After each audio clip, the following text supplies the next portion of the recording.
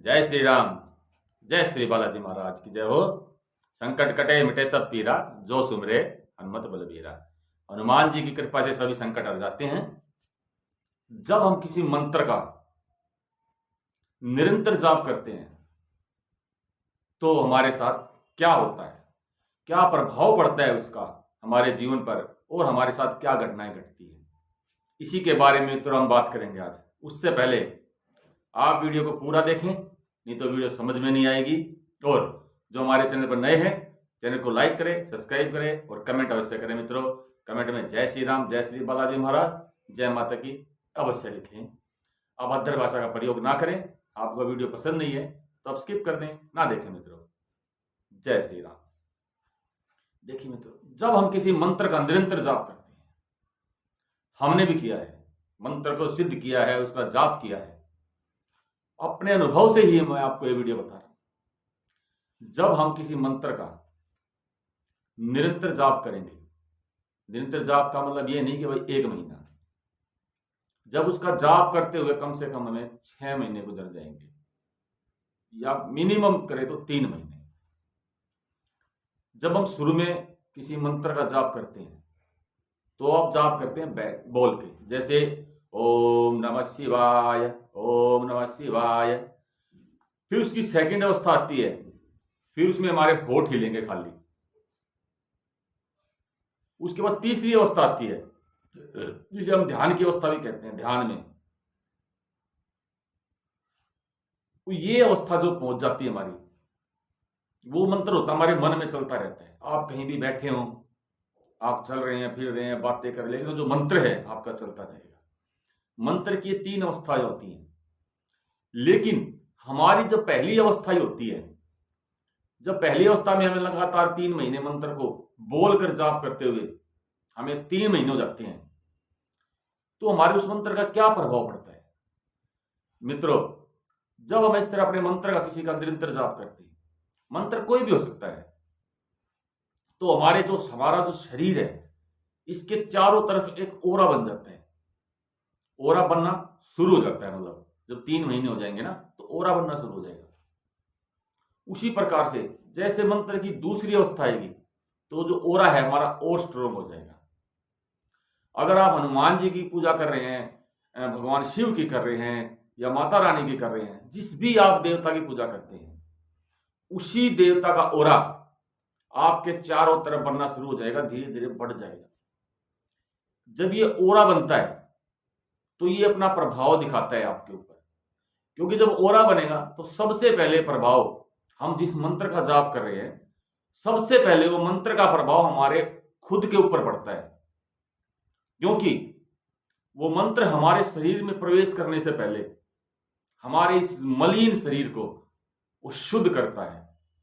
क्योंकि सबसे पहले हमारे जीवा वो शुद्ध होती है, हमारा आसन शुद्ध होता है, तो सबसे पहले ये हमारे शरीर को शुद्ध करता है। और जब हमारे शरीर को शुद्ध करता है तो उस समय हमारे साथ क्या होता है, हमें कैसे पता चले कि मंत्र का प्रभाव शुरू हो गया है। क्योंकि वो एक ऐसी परिस्थिति, एक ऐसी स्थिति आती है कि जिस परिस्थिति और स्थिति को देखकर बहुत से लोग, या कहूं तो ज्यादातर लोग, वो मंत्र जाप को छोड़ देते हैं। हम उस परिस्थिति को अपनी भाषा में आपकी देवता द्वारा ली गई परीक्षा भी कहते हैं।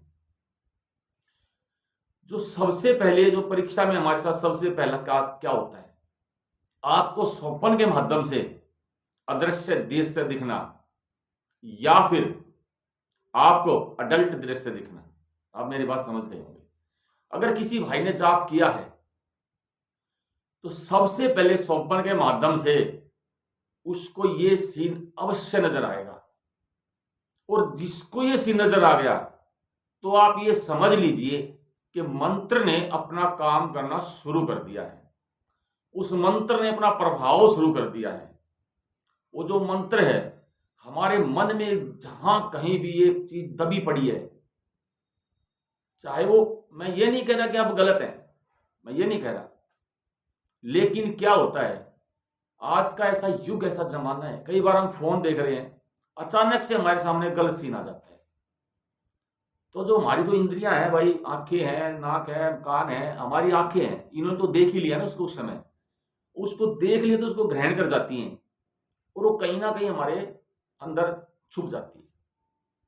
और जब हम मंत्र का जाप करते हैं, जब हम मंत्र का जाप करते हैं ना, तो उसको मंत्र उस पर अपने, जैसे हम क्या करते हैं, जैसे छीनी लेके मारते हैं ना, तो जो मंत्र है ना, तो उस जगह को अपना वार करता है धीरे धीरे, क्योंकि वो हमारे शरीर के, हमारे मन में जो भी नेगेटिव चीजें बैठी होती हैं, सबसे पहले वो उनको खुरस खुरस के बाहर निकालता है मंत्र। मैंने कहा ना, सबसे पहले मंत्र प्रभाव हमारे ऊपर ही दिखाएगा, क्योंकि हमारे चारों तरफ ओरा बन रहा है, मंत्र हमारे अंदर प्रवेश कर रहा है और हमारी जीभ से ही प्रेस कर रहा है, क्योंकि मंत्र को जीभ से बोल रहे हैं। तो जो मंत्र है वो सबसे पहले हमारे ऊपर प्रभाव दिखाता है।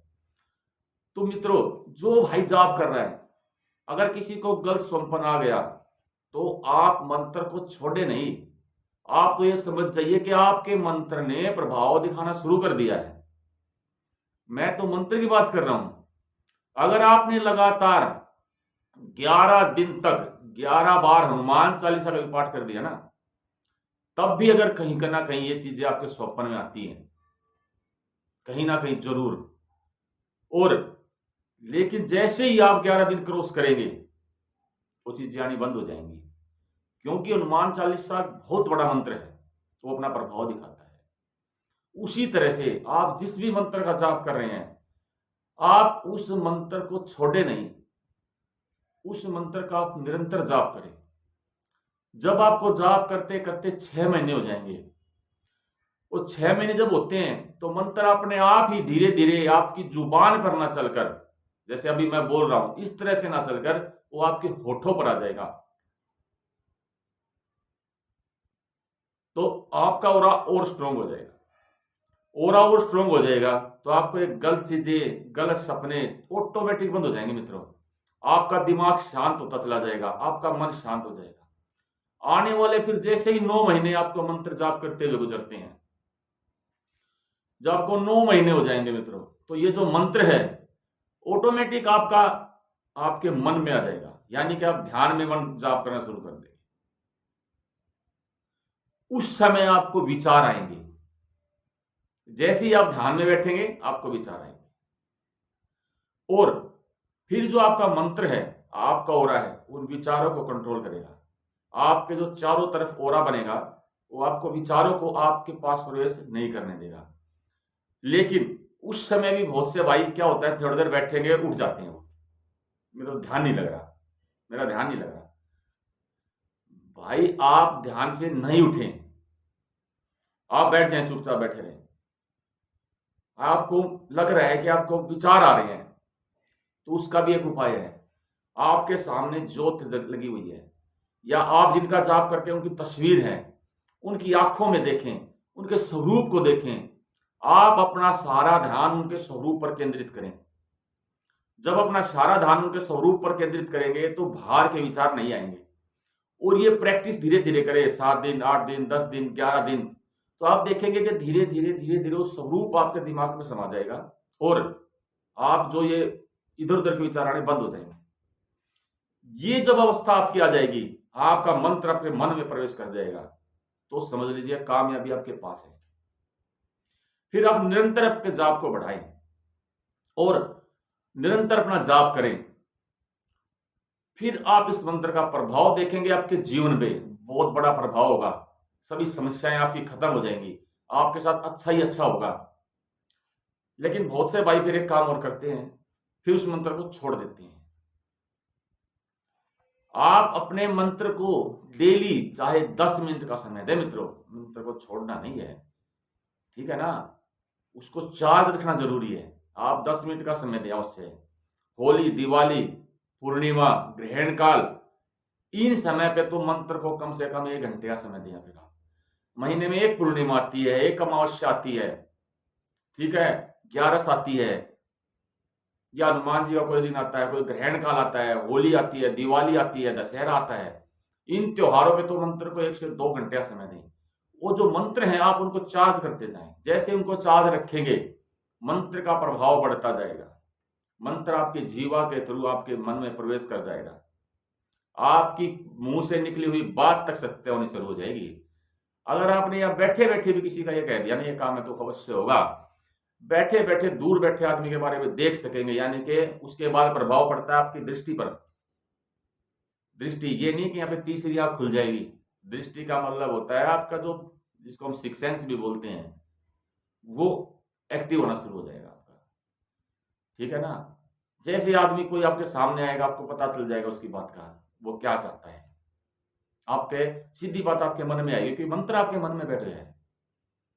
तो इस तरह से आप जो निरंतर मंत्र जाप करेंगे उसका प्रभाव आप पर ये पड़ता है मंत्र जाप का। और ये मंत्र जाप हमने खुद किए हैं, हम ये नहीं बता रहे भाई किताबों में से पढ़ लिया ये कर लिया, नहीं भाई, हमने किया खुद बैठ के जाप। सुबह जल्दी उठ के 2-2 3-3 घंटे जाप किया हमने, हमें पता है क्या होता है और हमें पता है कि इस तरह से होता है। और जब भी आप कोई नया मंत्र जाप करेंगे तब भी आपके साथ ये घटना होगी, क्योंकि वो नया मंत्र है, वो अपना प्रभाव दिखाएगा, वो अपनी परीक्षा लेगा आपसे। क्योंकि देव आपकी परीक्षा लेते हैं, मंत्र आपकी परीक्षा लेते हैं, उसी के बाद आपको कुछ देते हैं। बगैर परीक्षा के विद्यार्थी भी पास नहीं होता मित्रों, ये तो साधना है और इसी को हम साधना कहते हैं। तो जो भाइयों से प्रार्थना, जो मंत्र जाप कर रहे हैं, साधना कर रहे हैं, अपने मंत्र को ना छोड़ें, अपनी साधना को ना छोड़ें, निरंतर जाप करें और अपने ऑरा को एक्टिव करें।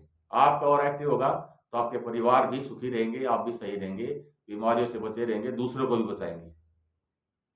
इसी के साथ मेरे सभी मित्रों को जय श्री राम, जय श्री बालाजी महाराज, बाबा की कृपा बनी रहेगी। जय जय श्री राम।